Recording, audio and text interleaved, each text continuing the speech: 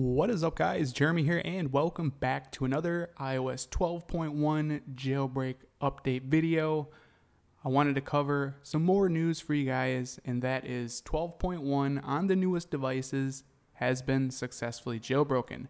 Now, this doesn't necessarily mean a jailbreak is coming out right now.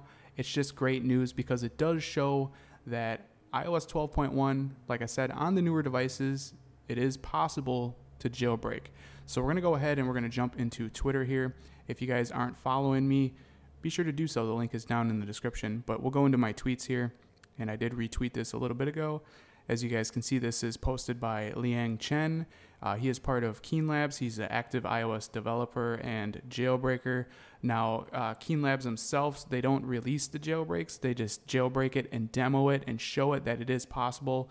And it just goes right along with this post. As you guys can see right here, iOS 12.1 plus A12 equals the end of iOS war. I will be presenting at POC 2018 this Friday, latest iPhone XS Max Pwn.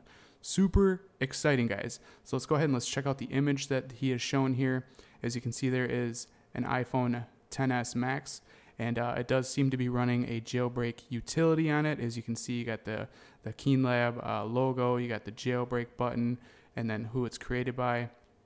The device is plugged into the Mac in the background, and if we view the terminal here, the code that's within terminal on that Mac, as you guys can see right here, it does show that there is root access to the iPhone 11-6, which is the XS Max. So it does show that there is root access, which is basically by showing that it is jailbroken, and I just think this is super exciting, guys.